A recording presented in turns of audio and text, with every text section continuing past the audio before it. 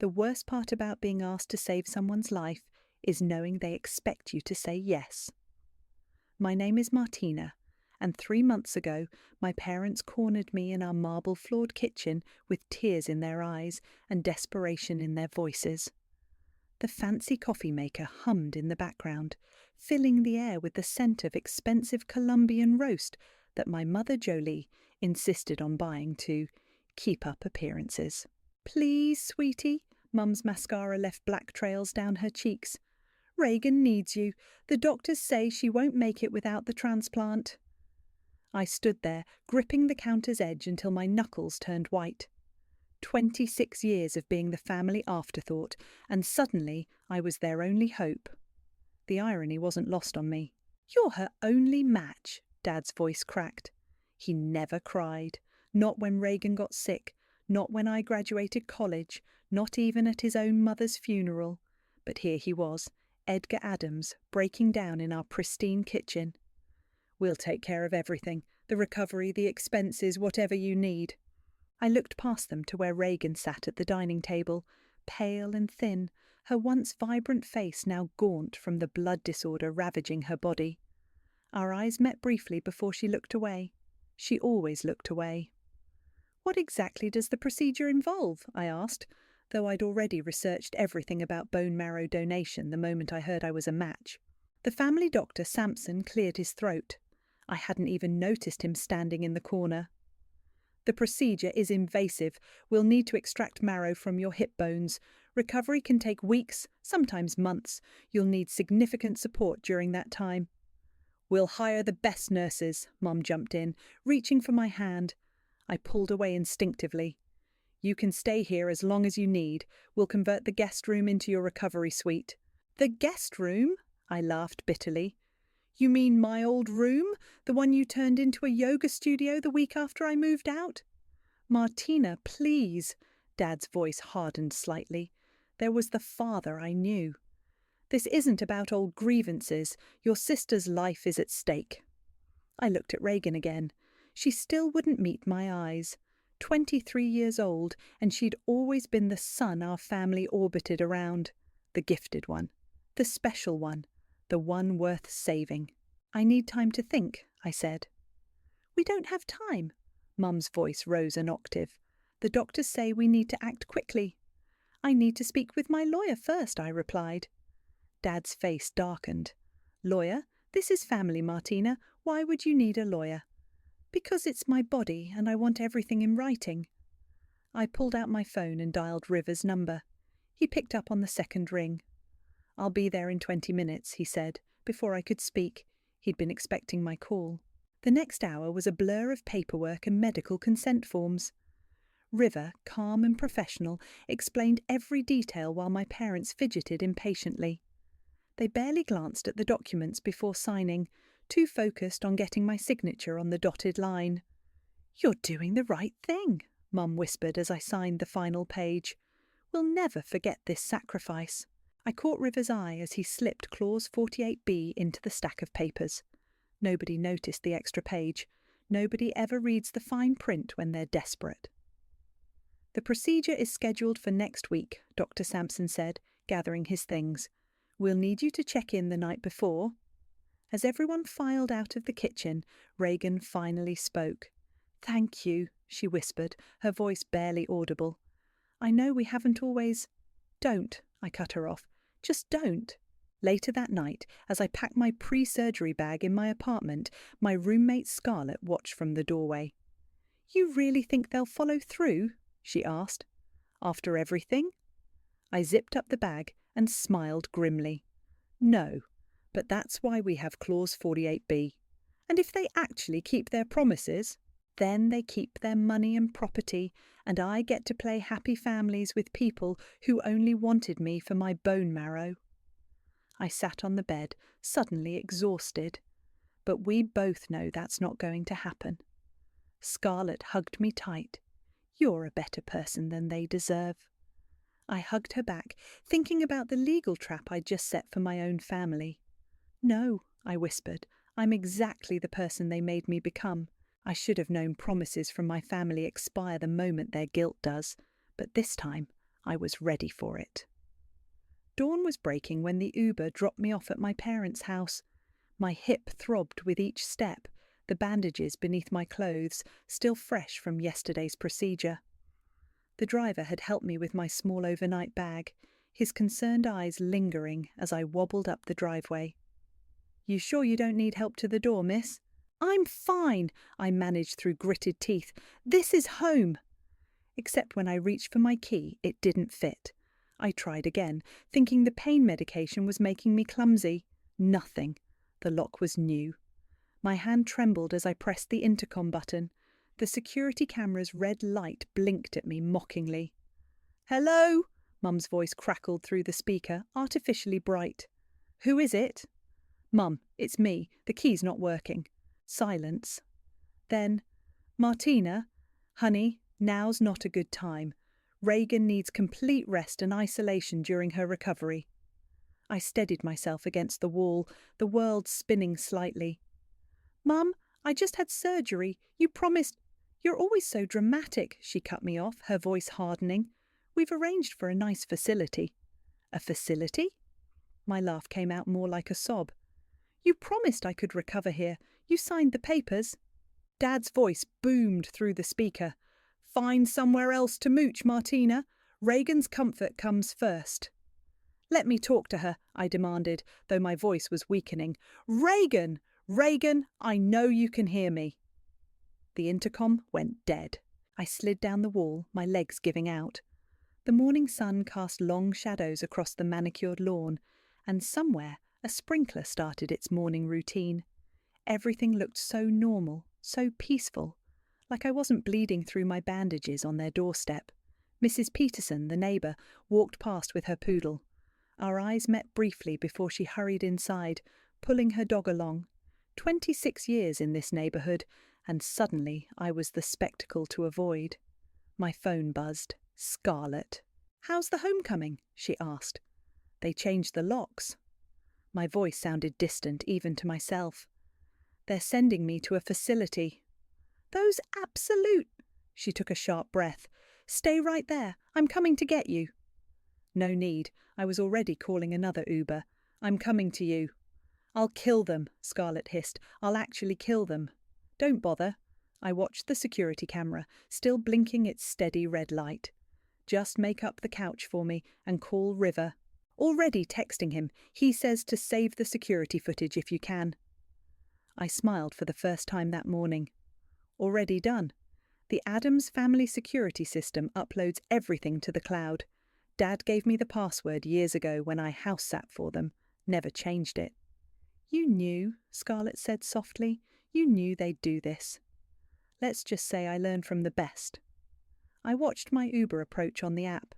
They taught me family means nothing without leverage. The car pulled up and the driver jumped out to help me with my bag. As we pulled away, I caught a glimpse of movement behind the living room curtain, Reagan's silhouette watching me leave. "Where to?" the driver asked kindly. I gave him Scarlett's address, then leaned back against the seat, exhaustion washing over me. My phone buzzed again. River. "They just activated Clause 48B, he texted. "Want me to pull the trigger?" I thought about the security footage uploading to my cloud drive, about the facility they'd planned to dump me in, about the sister who watched silently as I was discarded. "Do it," I texted back. My phone immediately lit up with notifications. Dad first. "What did you do?" Mom next. "Our accounts are frozen." And finally, Reagan, "How could you?"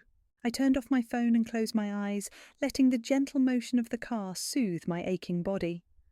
They'd thought I was the weak one, the disposable one.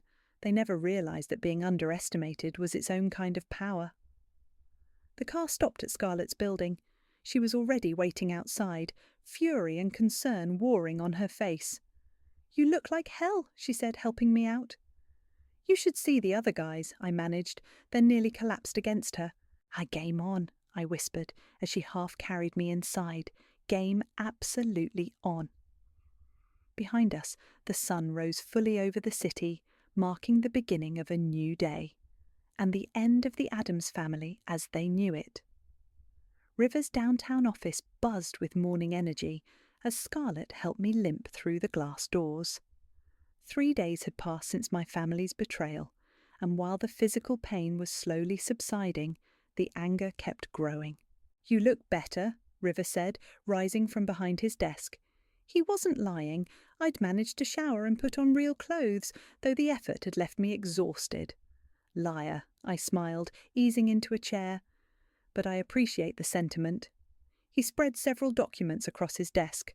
"Ready to review Clause 48B? Scarlett leaned forward, reading upside down. "Holy shit," she whispered. "Is that number real?"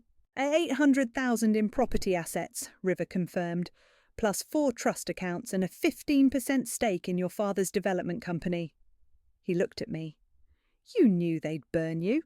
How long have you been planning this?" I traced the edge of the papers with my finger. Since Reagan's diagnosis, I heard Mom on the phone with the insurance company asking about long-term care facilities. Not for Reagan, for me. "The consent agreement they signed," River continued, "specifically stated they would provide home care during your recovery. By denying you entry and attempting to institutionalize you, they breached the contract. All assets listed in Clause 48B transfer to you immediately." My phone buzzed. Dad again. I'd turned it back on this morning to find 37 missed calls and countless texts. I read his latest message aloud. "You ungrateful little snake. We raised you better than this." "Raised you?" Scarlett scoffed. "They barely acknowledged you existed unless they needed something." River's assistant knocked and entered with a stack of papers. "The injunctions are ready to file, and Mr. Adams's business partners are online too." "Put them through," River smiled, hitting the speaker button. "River?" A gruff voice filled the room. "What the hell is going on? Our accounts are frozen." "Mr. Patterson," River's voice turned silky smooth. "As I explained to your attorney, all assets connected to the Adams Development Group are subject to review pending the resolution of a breach of contract case." "This is about his daughter, the donor thing?" "This is about legally binding agreements being violated," River corrected. "I suggest you discuss this with Edgar directly." After hanging up, River turned to me. "Your father's partners are pulling out. The company's stock is already dropping." "Good," I said, but my voice shook slightly. Scarlett squeezed my hand. "You okay?" "They're going to fight this," I said. "They'll hire lawyers, spin stories." "Let them," River interrupted, pulling up something on his computer. "I already have 3 news outlets interested in the security footage. A daughter discarded on her parents' doorstep after donating bone marrow to save her sister. The public will crucify them." My phone buzzed again. Reagan this time. "Mum's crying, Dad's drinking, please stop this." "Still nothing about how you're doing," Scarlett noted, reading over my shoulder. "Typical." River's assistant appeared again. "Mr. Adams is here. He's demanding to see you." I straightened in my chair, ignoring the pain in my hip. "Let him in." Dad burst through the door, his face red with rage. He stopped short when he saw me, his eyes widening at my pale face and careful posture. "What have you done?" he demanded.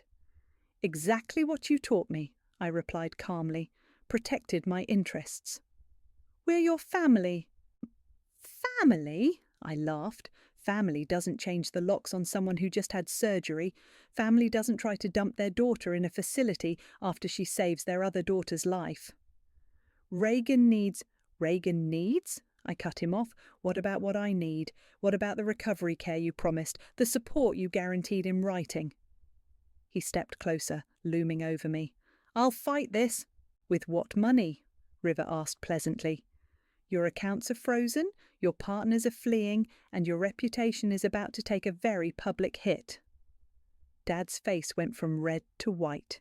"You planned this, all of it." "I learned from the best," I said softly.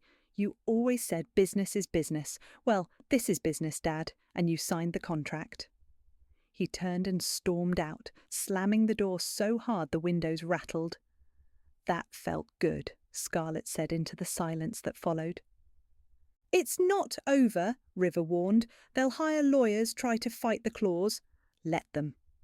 I picked up my phone and opened the family group chat. For the first time in days, I typed a message. You should have read the fine print. Then I blocked them all. What now? Scarlett asked as she helped me stand. Now? I smiled, thinking of the security footage waiting to be released. Now we show the world exactly who the Addams family really is. The first crack in my family's perfect facade appeared on a Tuesday morning, exactly 1 week after they'd locked me out. I was scrolling through my phone on Scarlett's couch when a notification popped up. Mom had been asked to step down from the Children's Hospital Board of Directors. They cited recent concerning allegations, Scarlett read over my shoulder, handing me my morning coffee. Guess they don't want someone who abandons post-surgery patients running their charity events. My phone lit up with a text from an unknown number. Reagan, using a friend's phone to bypass my block. You're ruining everything. Mum's devastated. Still nothing about how you're doing, Scarlett noted. Want me to block this number too? No, I said, typing back. Devastating is being left to bleed on a doorstep after major surgery. How's your recovery going, by the way? The response came quickly. That's different. I'm sick. And I wasn't, after they harvested my bone marrow? You were supposed to understand, Reagan wrote. Family sacrifices. I laughed bitterly. Family sacrifices? Is that what you call dumping me in a facility? The typing bubbles appeared and disappeared several times before. You weren't supposed to find out about that. My hands shook as I screenshot the conversation. Send this to River, I told Scarlett. She just admitted they planned it. The doorbell rang. A courier delivered a thick envelope, legal papers from Roberto Holmes, my parents' attorney. They're claiming emotional distress, I read aloud. Says I'm mentally unstable and the contract isn't valid. Emotional distress? Scarlett snatched the papers. They're the ones who... My phone rang. River. Perfect timing, he said when I answered. Your sister just gave us exactly what we needed. They plan to institutionalize you before the surgery. That's premeditated breach of contract. What about their lawyers' claims? Roberto's desperate. Your father's company lost 3 major investors this morning. Their stock dropped 30%. I switched to speaker as Scarlett sat beside me. A notification popped up, Mom posting on social media. My heart breaks for the misunderstanding that's torn our family apart, I read her post aloud. We only wanted to protect both our daughters. Protect? Scarlett scoffed. That's what she calls it? She's trying to control the narrative, River said. Time to release the security footage. I hesitated. Once it's out there... They burned that bridge when they left you bleeding on their doorstep, Scarlett reminded me. I nodded. Do it. Within hours, the video went viral. Local news picked it up first. Daughter denied entry after life-saving donation. Then national outlets. Family abandons bone marrow donor post-surgery. The comments flooded in. What kind of parents? The sister just watched it happen? They planned to institutionalize her? Dad's company issued a statement distancing themselves from the scandal. Their stock dropped another 20%. My phone exploded with messages from old classmates, distant relatives, even Reagan's friends. I had no idea. Are you okay? Your parents always seemed so perfect. Then came the text from Reagan that made my blood run cold. I'm coming over. We need to talk. Don't you dare, Scarlett said, but I was already typing the address. Reagan arrived, looking nothing like the sick girl I'd last seen. Her colour was better, her steps stronger. My marrow was already healing her. You look good, I said flatly. Guess the transplant worked. She stood awkwardly in Scarlett's living room. You have to stop this. Dad's company is falling apart. Mum can't show her face at the club. Our name is ruined. Our name? I laughed. There is no our anymore. You watched them lock me out. You knew about the facility. I was scared, she burst out. They said if I didn't go along with it. They'd what? Love me instead? Make me the favourite? I stood up, ignoring the pain. You could have warned me. You could have said something, anything. I'm sorry, she whispered. Sorry doesn't pay my medical bills. Sorry doesn't heal my hip. Sorry doesn't erase the fact that my entire family saw me as nothing but spare parts for you. She reached for her purse, pulling out a cheque. Will this help? Dad said to... Get out! My voice was ice. Tell Dad his money's no good here. I'll take everything through the courts. After she left, Scarlett held me while I shook. You okay? I watched through the window as Reagan's car pulled away. They really thought they could buy me off, again. They never understood, Scarlett said softly. You can't buy back a broken trust. No, I agreed, picking up my phone to call River, but you can make them pay for breaking it. The donor daughter who sued her family. The headline screamed from every local news website. 2 weeks after the security footage went viral, my story had taken on a life of its own. I sat in River's office, watching the morning news coverage on his wall-mounted TV. Sources say the Adams family attempted to institutionalize their eldest daughter immediately after she donated bone marrow to save her sister's life. The reporter announced. The family has declined to comment, but hospital records confirm. Turn it off, I said, rubbing my temples. River clicked the remote. You're trending on Twitter, Scarlett said from her chair, scrolling through her phone. Justice for Martina is number 3 nationwide. My phone buzzed. Another message from Mum, this time through her publicist. We're prepared to offer a public apology and settlement if you'll drop the lawsuit. They still don't get it, I muttered, showing the message to River. He smirked. Too late for that. Your father's company lost its biggest contract this morning. Their stock is worthless. The door burst open. Roberto Holmes, my parents' attorney, stormed in without knocking. This has gone far enough, he growled. What you're doing goes far beyond compensation. This is personal. You're right, I said, standing slowly. My hip was healing, but the anger still burned hot. It is personal, just like it was personal when they planned to dump me in a facility, just like it was personal when they changed the locks while I was still bleeding from surgery. They were protecting their younger daughter. From what? Scarlett jumped in. From the sister who gave her life-saving bone marrow? Roberto's face reddened. Your mother's been removed from every charity board in the city. Your father's business partners are jumping ship. Is that what you wanted? What I wanted, I said quietly, was for my family to keep their promises, to care about my recovery as much as they cared about their reputation. Your sister's treatment fund is under investigation, he continued. Did you think about that? About how this affects her care? I did, I nodded. More than they thought about mine. My phone buzzed again. A news alert. Mum had been caught on camera, screaming at a reporter outside their country club. The video was already going viral. How does it feel? I asked Roberto. Watching their perfect image crumble, because I watched them build that image on my silence for 26 years. He stepped closer, voice dropping to a threatening whisper. What you're doing is destroying them. No, River interrupted, standing. What they did is destroying them. Martina just made it public.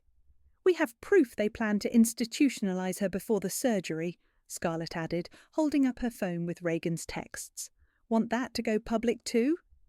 Roberto's face went pale. You're bluffing. Try me, I said. I learned from the best after all. My family taught me everything about manipulation and leverage. I just turned out to be a better student than they expected.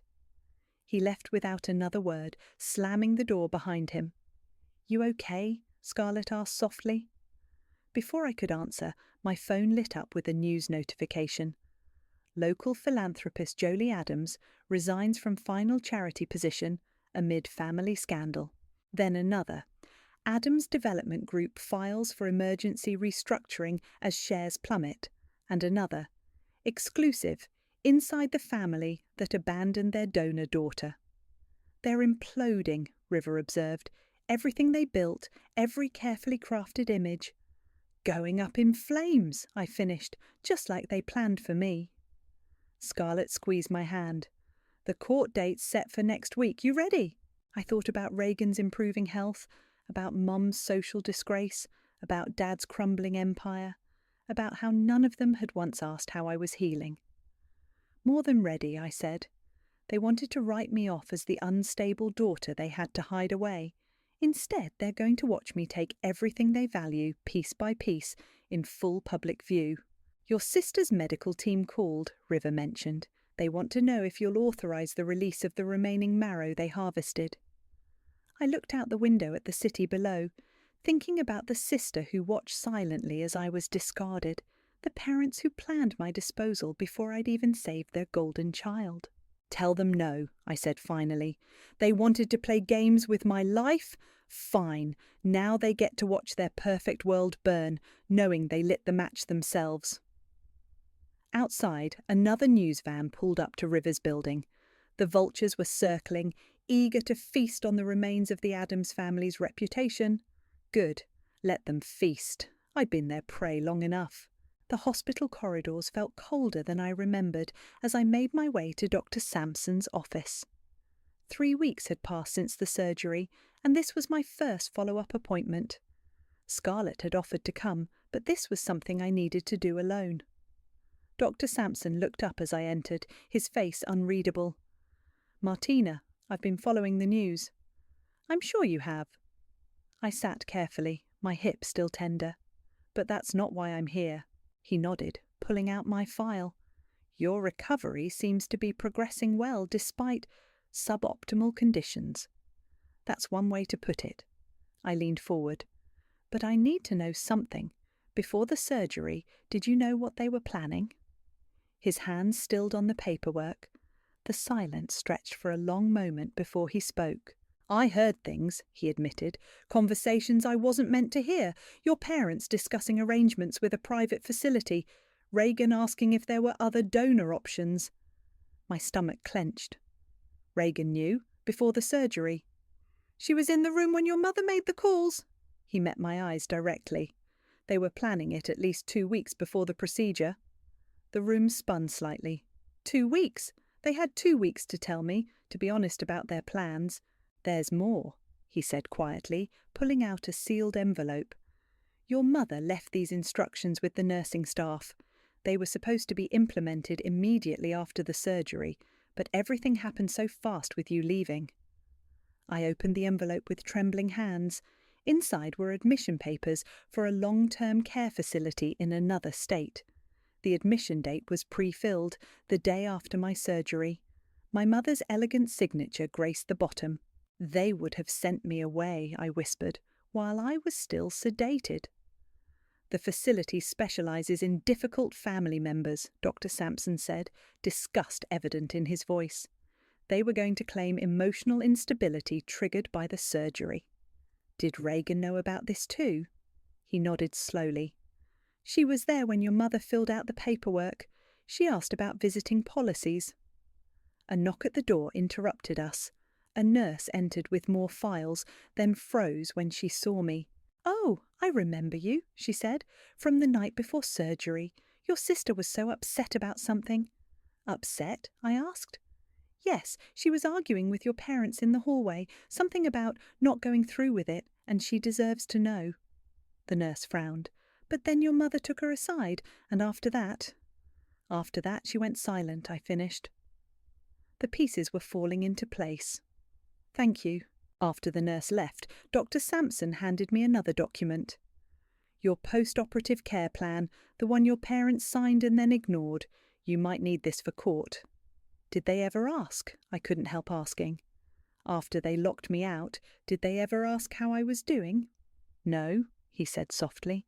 "They only called to ask about Reagan's progress with your marrow." My phone buzzed, Scarlett sending me screenshots from social media. Reagan had posted for the first time since the scandal broke. "Family is complicated. Sometimes hard choices have to be made." "Hard choices?" I laughed bitterly, showing Dr. Sampson the post. "Like choosing to let your sister be institutionalised after she saved your life?" "The court date is next week," I nodded. "They're trying to paint me as unstable, ungrateful, using Reagan's illness to gain sympathy. They won't succeed." He handed me a business card. "I've been doing this for 30 years. I'll testify about what I witnessed, about the facility plans, the conversations, all of it." "Why?" I asked. "Why help me?" "Because in all my years of medicine, I've never seen a family try to discard someone who gave so much." He stood, signalling the end of our appointment. "And because the truth deserves to be heard." As I left his office, my phone buzzed again. Scarlett had found something in my mother's leaked emails, detailed plans for what they'd tell people after I went away for treatment. How they'd spin it as a sad but necessary decision. How Reagan would play the concerned but supportive sister. "You okay?" Scarlett texted. I thought about Reagan in that hallway, having one moment of conscience before falling back in line. About my mother filling out facility paperwork while promising me recovery support. About how methodically they'd planned to erase me. "No," I texted back, "but I will be, after they lose everything." The hospital corridors didn't feel cold anymore. They felt like a battlefield, and I finally had all the ammunition I needed. The courtroom fell silent as the judge cleared her throat. After 3 days of testimony, including Dr. Sampson's damning revelations and the facility paperwork, it was time for the verdict. "In the matter of the medical consent agreement breach," she began, "this court finds in favour of the plaintiff. All assets listed in Clause 48B are to be transferred immediately." Mom let out a choked sob from the defendant's table. Dad's face turned stone cold. Reagan, sitting behind them, just stared at the floor. "Furthermore," the judge continued, "given the evidence of premeditated breach and attempted involuntary institutionalization, additional punitive damages are awarded in the amount of $200,000. River squeezed my hand under our table. We'd won. Completely. The judge's gavel fell with finality. "Court is adjourned." As people began filing out, Reagan suddenly stood and approached me. "Can we talk, please?" I looked at Scarlett, who nodded slightly. 5 minutes, I said. We moved to an empty conference room. Reagan's designer outfit hung loose on her still thin frame, but her colour was good. My Marrow was doing its job. "They're putting the house up for sale," she said quietly. "Dad's company is basically worthless now. Mum can't even get a lunch reservation anymore." "Is that why you wanted to talk? To tell me how I've ruined everyone's lives?" "No, She wrapped her arms around herself. "I wanted to explain about before the surgery.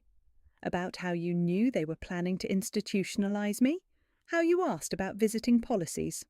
She flinched. "I tried to stop them. That night in the hospital, I told them it was wrong. But you still let it happen," I cut her off. "You watched them change the locks. You let them leave me bleeding on the doorstep." "I was scared." Tears spilled down her cheeks. "They said if I didn't go along with it, they'd stop my treatments. They said I had to choose, my life or your freedom. And you chose." "What would you have done?" I laughed bitterly. "I already did it, Reagan. I chose to save your life, knowing our parents were manipulative monsters. The difference is, I had a backup plan." She pulled out her phone, showing me her banking app. "My treatment fund is gone. The investigation froze everything. I don't know how I'll afford—" "Stop!" I opened my purse and handed her a check. "This will cover 6 months of treatments and medication. After that, you're on your own." She stared at the check. "Why?" "Because I gave you life twice now," I said, standing. "That's twice more than you gave me." "Martina, please," she grabbed my arm. "We can fix this. Go back to how things were." "How things were?" I pulled away. "You mean when I was the family afterthought, the spare parts donor, the daughter they were willing to lock away?" "We're still sisters." "No," I said quietly. "We stopped being sisters the moment you chose your comfort over my freedom." I left her there, walking back to where Scarlett and River waited. "Everything okay?" Scarlett asked. "It will be." I looked at River. "Is it done?" He nodded. "The house transfers to your name tomorrow. The commercial properties too. Your father's company shares are being liquidated as we speak." My phone buzzed. Mom calling from a new number. I declined it. They're outside, Scarlett warned, looking through the courthouse window. Reporters everywhere. Good, I said, straightening my jacket. Let's give them something to write about. We pushed through the courthouse doors into a sea of microphones and cameras. Questions flew from all directions. Martina, how does it feel to win? What do you say to your family? Will you reconcile? I stopped at the top of the steps, facing the cameras directly. Today isn't about winning or losing, it's about consequences, about what happens when you treat family like a transaction, when you try to throw away someone who gave everything to save someone else. What about your sister's medical care? Someone shouted. I've ensured she'll have 6 months of covered care, I replied, which is 6 months more consideration than they showed me. Later that evening, sitting in Scarlett's apartment, I watched the news coverage roll in. My parents' perfect reputation was in tatters. Their social circle had evaporated. The house they'd locked me out of would be mine by morning. Was it worth it? Scarlett asked softly. I thought about Reagan's tears, Mum's sobs, Dad's cold anger, about the facility paperwork and the pre-planned betrayal. They gave me no choice, I said. Just like they gave me no choice about the donation, but this time I wrote the ending. My phone buzzed one last time, Reagan again. I'm sorry for everything. I deleted the message without responding. Some wounds, like some betrayals, go too deep for sorry to reach. The key clicked in the lock of my new downtown loft. Sunlight streamed through floor-to-ceiling windows, painting patterns across hardwood floors. The proceeds from my father's liquidated company had bought me this space. A perfect view of the city I'd once felt so small in. Last box, Scarlett announced, setting it down in my kitchen. Though I still think you should have kept the family house just to spite them. Too many ghosts, I said, unpacking wine glasses. Besides, I sold it to a lovely family with 4 kids, the kind that actually loves each other. My phone buzzed, River calling. Turn on channel 7, he said, without preamble. The TV flickered to life, showing Reagan at a press conference. She looked healthier than ever, my Marrow doing its job perfectly.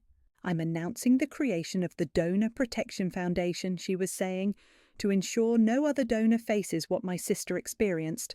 My family's actions were unforgivable. Turn it off, I told Scarlett. She's trying to make amends, Scarlett said carefully. She's trying to rebuild her reputation, I corrected. The 6 months of treatment coverage I gave her runs out next week. This is her way of attracting new donors. The doorbell rang. A courier handed me a thick envelope, Reagan's handwriting on the front. Inside was a letter. I know you won't read this, but I have to try. Mum and Dad were wrong. I was wrong. The foundation isn't about reputation. It's about facing what we did to you, about making sure it never happens to anyone else. Touching, Scarlett said, reading over my shoulder. Think she means it? Before I could answer, my laptop chimed with an email notification. Dr. Sampson had sent me something. Medical records from the day before my surgery. Listen to this, I said, scanning the document.